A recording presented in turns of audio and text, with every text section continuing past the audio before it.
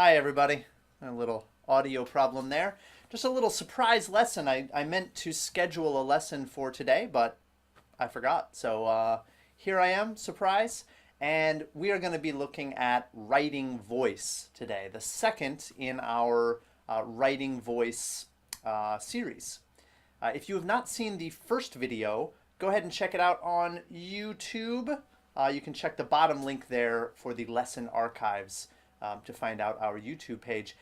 Even better and even easier way to find out about our lessons is to download the app. Okay? Our app is the same as the group. The name is the same, IELTS for All. Okay? It'll be out on iOS very soon, but for now it is only on the Google Play Store for you Android people like me. So go download the app, and every time I come at you live, you will get a notification just to make sure that you don't miss any lessons. Okay, you also have access to the lesson archives as well as my video courses. The link to the video courses here at IELTSlessonsforyou.com, where I also keep an IELTS blog with different tips for how to do well on the IELTS exam. Now, today's lesson, we are going into lesson 2 of the writing voice series, as I mentioned. And let me very quickly just get our comments thread going here.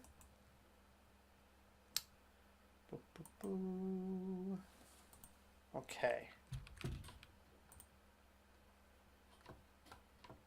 Let's see. Almost ready. I want to be able to see your comments because I would like you guys to do a little practice with me today. All right, our comments are linked up over here and we are ready to go. Now, the lesson today is about hedges. Okay, hedges. And let's start with a little warm-up. This says with a partner. This is meant for classroom use, is how I originally wrote this lesson. But let's read these excerpts and discuss the questions below. Read them with me. Chinese parents and educators see their own system as corrupt, dehumanizing, pressurized, and unfair. Okay, now read the second one. There is an impression among many Chinese parents and educators that the education system is, at times, dehumanizing, pressurized, and unfair. And now number 3. Xin, 2012, suggests that some Chinese parents and educators may feel that the education system is, at times, dehumanizing, pressurized, and unfair. Now, based on those excerpts, let's try to see if we can figure out who wrote each excerpt. A Korean graduate student, a Chinese graduate student, or a Korean undergraduate student. I live in Korea, so that's why we see the Korean example. So if you notice, each of these have a different level of authority on this subject. A Chinese graduate student has the highest level of authority. They're a graduate student, so they're an expert, and they are from China. So they might have more authority to say something about the Chinese system. A Korean graduate student has expertise, but not the personal connection. And a Korean undergraduate student has has less expertise and no personal connection as well. Okay, so that's our authority. And we want to try to match those up. Does anybody have an idea of who wrote number 1? Go ahead and type your answer in the comments now. Okay, who wrote number 1? I'll give you a moment to think about it. I see a few people watching here. I hope you can watch and comment in the box here. I can show you where to comment.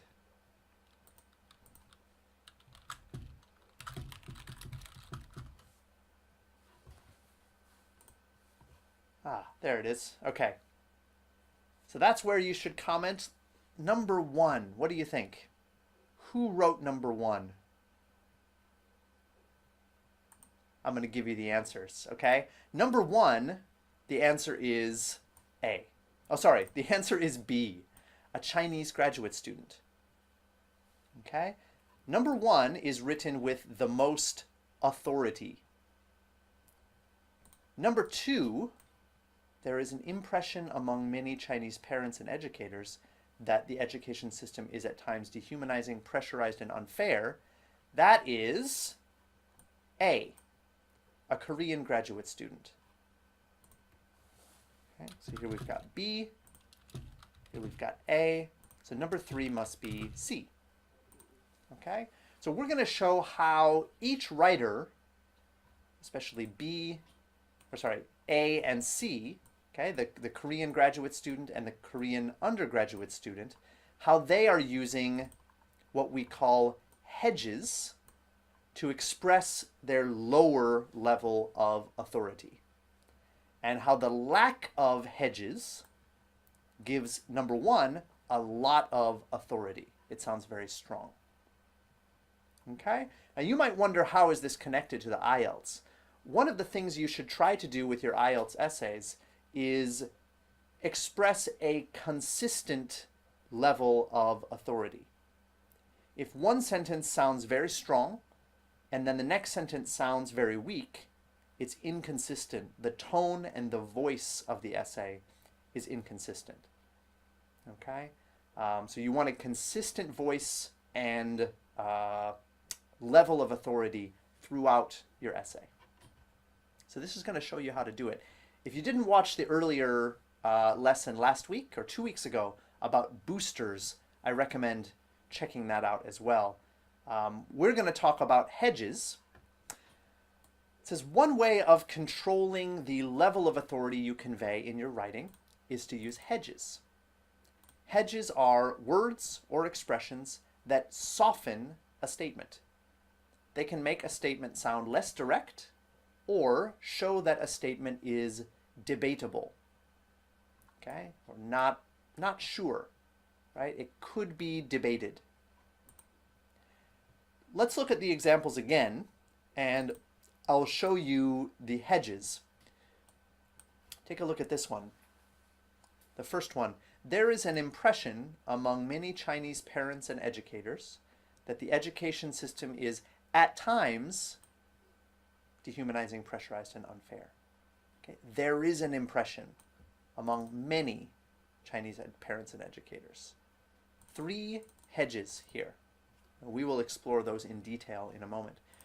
And this one as well, from the undergraduate student, some Chinese parents may feel, and then at times, dehumanizing. And in fact, this is a hedge as well, a kind of hedging strategy. All right? So, let's look at some types of hedges. We can put them in a couple of categories. Number one, modal verbs or adverbs, which make statements less general. So notice the modal verbs here: may, might, can, could. And expressions of frequency or quantity: often, at times, some, many, frequently, tend to. Okay? Those make groups or actions less strong, okay? By adding some sort of frequency or quantity expression. Okay, so look at this example.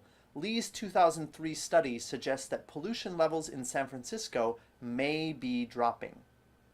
Our hedge is may. Okay, may be dropping. The levels in San Francisco are dropping. That's strong, but if you want it to be weaker, you should use a booster like this. Many South Africans speak more than one language. Okay? If I just said South Africans speak more than one language, that sounds inappropriate. That sounds overly strong, kind of incorrect even. So using many is a way to be a little more careful that you don't overgeneralize or overstate something.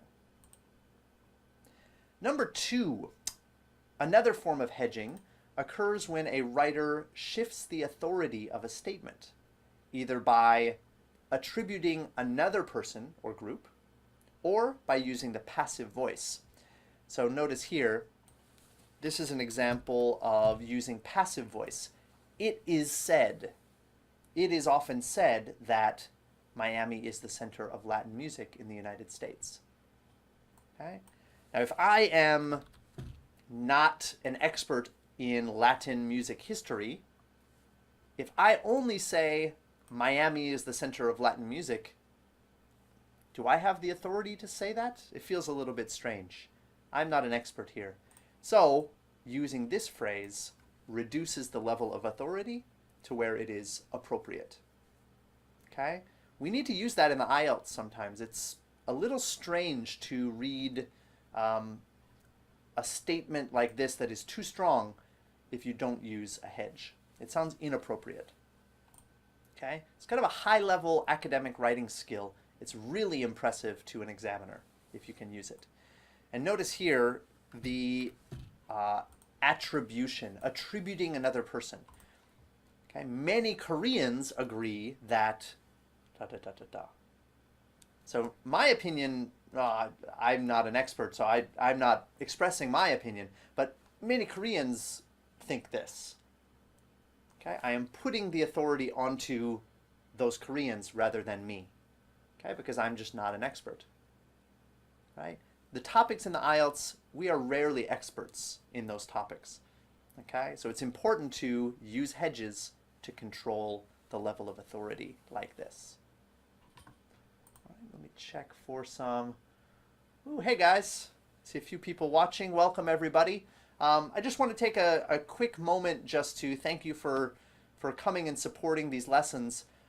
If you enjoy these lessons, if you want to see more, okay, the best thing you can do to support me and me offering these lessons is to share these videos. Especially share these videos with other Facebook groups dealing with IELTS. Okay, there's a lot of Facebook candidates out there on Facebook, and I think these lessons could be valuable for a lot of people. So do me a favor and do them a favor and share this video right now. Okay, if you're watching live, you can just click the share button. If you are watching the recording, pause the recording, share it with a group. Okay, it really helps me out a lot, and of course it helps them too. All right, let's get back into it. Oh, well, thank you. Ooh, your name is hard to pronounce. Where are you from? I wonder. Mukriani. It's an interesting name. Sorry, my pronunciation is going to be really bad there, but thank you very much. I appreciate it. All right, back into our lesson. We are now going to do some practice and some examples. We're going to do 2 together, okay, in this lesson. Or I will kind of do them for you, and you can think along with me or type your answers into the comments. For numbers 3, 4, and 5, we have 5 examples here. I would like you guys to, I will post them into the comments after the lesson. I would like you to answer them and type your answer in the comments. Okay? Let's start with number 1. Okay? Let's use hedges to weaken the voice of the writer. So read this with me. Since raw sugars provide people with necessary bursts of energy, they have been eaten by humans in various forms for thousands of years. Okay, let's start with the first way, adding some kind of modal verb or an expression of frequency. So what kind of modal verb could we add here? Since raw sugars...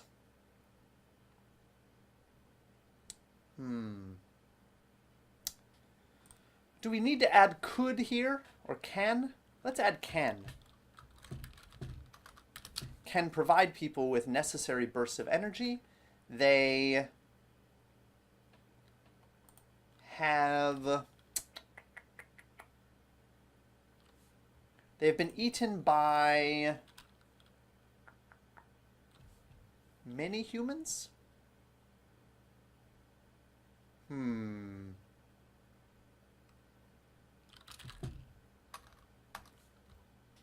They may have been eaten? I don't know if we need any more hedge than that. I think maybe just one modal verb is enough to weaken this a bit. But I wonder if we could use this second way. Okay? We shift the authority or attribute someone else. Shift the authority with attributing or using the passive voice. I'll copy that down here as well. Oops. Remember, this is the second way that we can alter the authority. So let's see. Let's do this. Experts have shown that.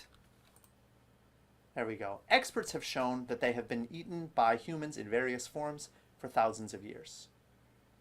Okay? So this is a good example of attributing another group or another person. Okay? Experts, scientists, researchers, anthropologists, anything like that. All right? So we'll use one modal verb and we'll use attribution. I am not an expert in this kind of science. So it makes sense if I'm the writer to use something like this when I write it. Okay, let's try number 2. I'm just going to copy this here. All right. Oh, okay.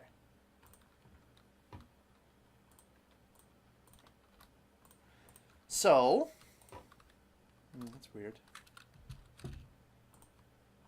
Okay. Number 2. The educational systems of Europe and the United States are similar in a number of ways. I think we're going to have to, hold on, let me change the formatting here. There we go.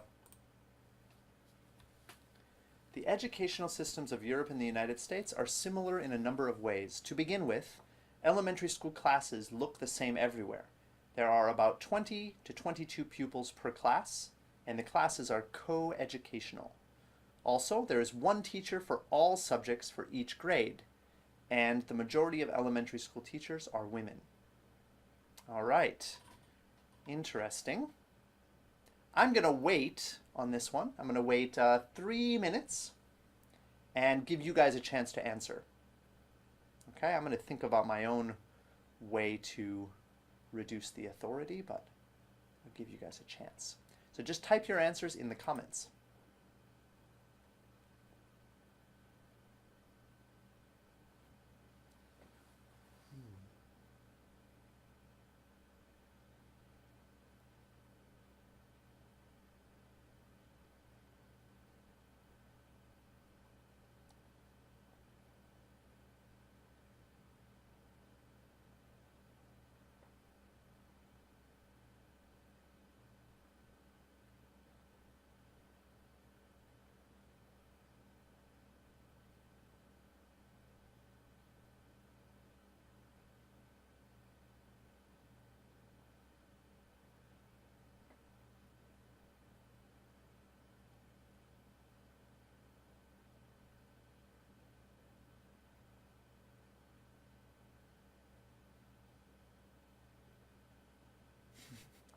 A few people joining wondering why I'm being so silent.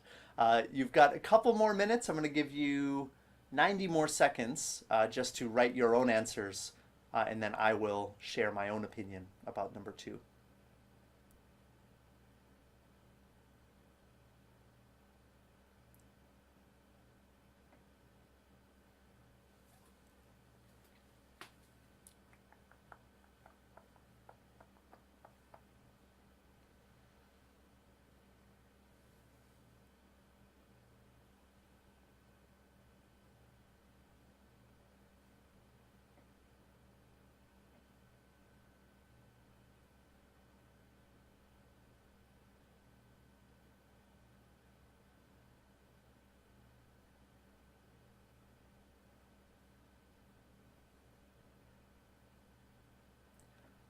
It's a good question. There's not exactly a question. The task in this activity is to, it's okay.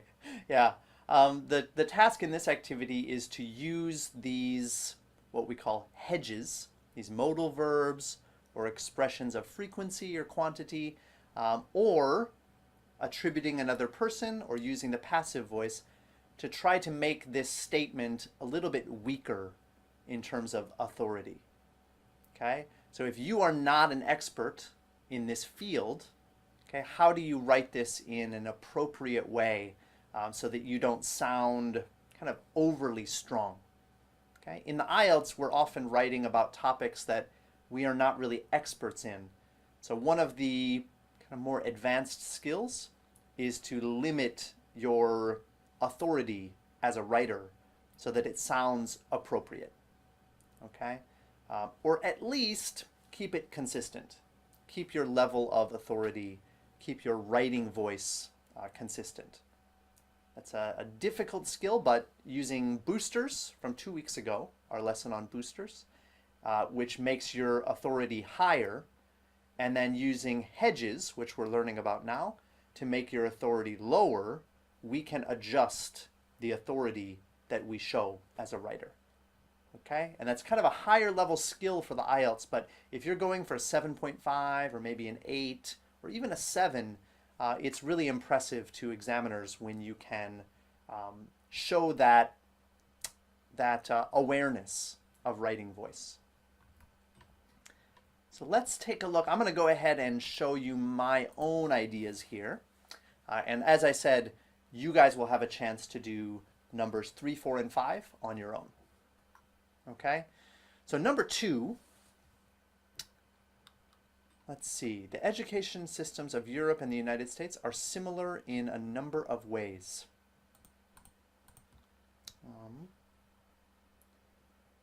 Do we need to use hedges here? Let's see.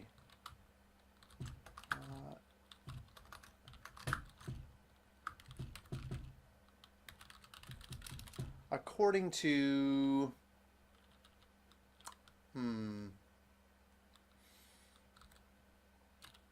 nah, we don't need to use it. I was going to say according to education experts or according to education leaders. I don't think we need to do anything here. Let's focus on the next sentence, though. To begin with, elementary school classes tend to look the same everywhere. Look the same everywhere seems too strong to me. Okay, do they look the same, or do they most of them look the same, right? They tend to look the same. Okay, or maybe often look the same. You could also say many elementary school classes. All right, we could use a quantity limiter. Many elementary school classes. There are, let's use something similar to tend to. There are typically about 20 to 22 pupils per class, and the classes, let's say a majority of the classes are coeducational. Okay? So a majority was not one of the limits here, but it is an expression of quantity, more about the proportion, okay, rather than the amount, like many. But it's the same idea, right? You're limiting your statements in how strong they are, a little bit weaker. Okay, so this sounds a lot more natural for an IELTS essay. Elementary school classes tend to look the same everywhere. There are typically about 20 to 22 pupils per class, and a majority of the classes are coeducational. Okay, 3 hedges which make the level of authority more appropriate. Also, there is one teacher for all subjects for each grade. Let's see, there is, again, I want to use something like typically. Maybe we can use, I don't think attribution is right in this case. It is said that, it is said seems strange here.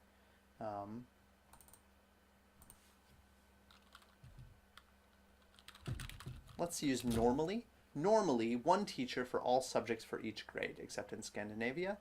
And the majority of the elementary school teachers, we already have the majority of. I don't think we need anything more.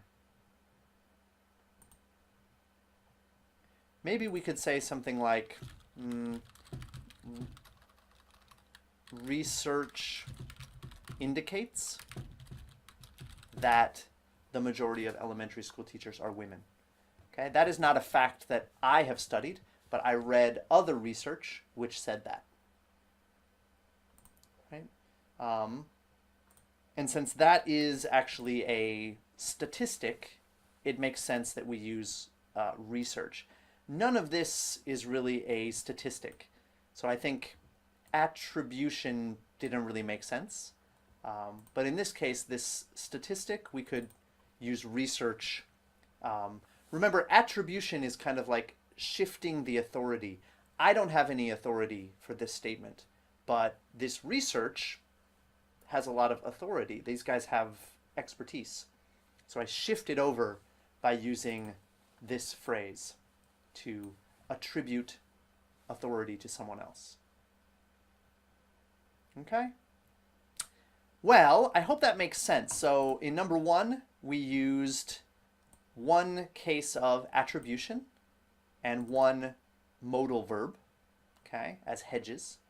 And in number 2, we used expressions of frequency and quantity 1, 2, 3, 4 times, and one case of attributing another person or group. So we did 2 of them together. For homework, I'm going to give you guys a little homework here. Oh, good. We actually have some sorry, I missed your comments there. Let me read them here. So, Drelsplab says, the education systems of European and the United States are often similar. Often similar? It's a little strange, I think. Often similar. Doesn't quite fit. At times, it's kind of interesting. Elementary classes might look the same everywhere. There are about a group of 20 students per class, and the class, be careful here, because I see the class mostly tends to together is a little too much. Okay, using 2 hedges together doesn't quite work. But also there is often one educator. That's good. Yeah, one educator to cover all subjects for each grade. Yeah. Raya says can be one teacher. Can be.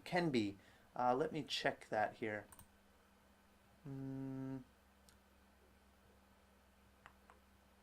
Also, there can be one teacher for all subjects. Can be is okay. I think it kind of changes the meaning, though. I think we want to use a frequency adverb instead. Often, frequently would be okay. Let's see. And Ellie, I'm looking at Ellie's here now. I'm not sure if you guys can see Ellie's. She commented a minute ago, but why don't I'm going to copy and paste Ellie's one more time so that you guys can see it. Okay, so the educational systems of Europe and United States might be similar in a number of ways. Again, might be, I don't think we need that here necessarily. To begin with, it tends to look the same. You use tends to, which is good, but you change the grammar, which is not good. So to begin with, elementary school classes in Europe and the United States tend to look the same everywhere. So tend to good, but don't change that grammar too much. There may be about 20 to 22 pupils per class. Again, I think frequency adverb is better than a modal verb in this case. So there is often 22 pupils per class. and coeducational. Also, all subjects for each grade can be taught by one teacher. Good. And most of them are women. Okay, that's fine. Yeah, nice job. Good. So we need some more practice with this. This is a difficult skill. It's a really advanced skill, but it can be really impressive to examiners if you can do it well. Okay? I see a lot of people are watching the lesson now, and we're actually about to finish, but you do have some homework. So those of you who are watching right now, as soon as this video is finished, go back to the beginning, watch the explanation, watch the lecture part of the lesson, and then try these activities. Okay? We're looking at 1 and 2 now, but for homework, I'm going to give you 3 more examples like this to try to fix on your own. All right? Thank you guys very much. Before I go, let me just remind you that you can find more live lessons through IELTS for All. Just check it every day because I'm always announcing new classes and new schedules. My schedule shifts a lot. I have a lot of private students and a lot of other responsibilities. So I always try to give you as much notice as I can, but I do what I can. Unfortunately, this is something that I can do when I have time, and I try to do it as often as I can. But yeah, what can I say? My video courses are all available here, but I would suggest just downloading the app. Okay? The app you can find just by searching IELTS for All in the Google Play Store. Okay? The app gives you all of the stuff that I do all together in one place. Okay? Including the kind of YouTube channel, the live videos, the video courses, the blog, all of that stuff. You'll also get notifications every time I go live with a lesson. Okay, so even if I don't give you any notice, you will get a notice automatically through the app. Okay? All right, you guys, I'm going to leave it there. I hope you guys have a great day, and I will see you at the same time tomorrow for our grammar correction lesson. If you have not submitted your paragraph yet, go find that post on the Facebook group, type out your paragraph, put it into the comments, and I will check them all tomorrow. All right, see you guys later. Have a great night. Bye-bye.